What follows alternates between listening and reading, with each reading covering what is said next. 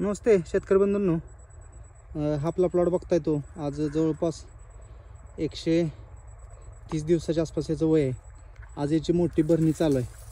मोठी भरणी करताना सिंगल पॉवर टिलर रिव्हर्स मारून घेतला आहे आणि त्याच्यानंतर त्याच्यामध्ये रिझर घातला आहे. रिझर घातल्यामुळे काय झालं मित्रांनो, हा जो बेड आहे आपला तो बेड चांगला तयार झाला आहे. म्हणजे जेणेकरून आपण ड्रिपची लाईन ह्याच्यावरती ठेवू शकतो. हे जर बघितलं तुम्ही तर एकदम दीड इथं म्हणजे साधारणतः फूट ते 1.25 फूट बेड तयार झाला आहे.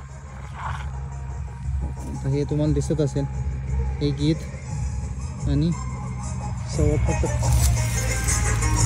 1 फुटाच्या आसपास बेड तयार झाला. म्हणजे याच्यावरती ड्रिप लाईन ठेवून आपल्याला पाण्याचं पण व्यवस्थापन योग्य पद्धतीच करता येते.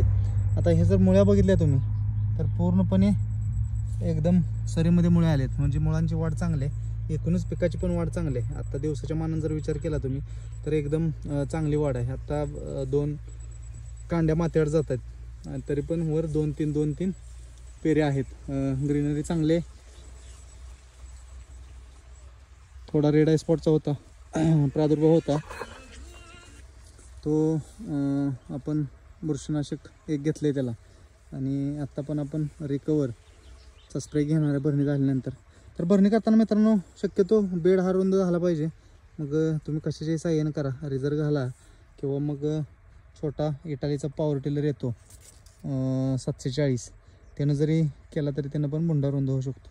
मुंडा रुंद करण्याचं कारण मित्रांनो, ऊस आपला उन्मळून पडत नाही, पुढं होणारं आपलं नुकसान टाळता येतं.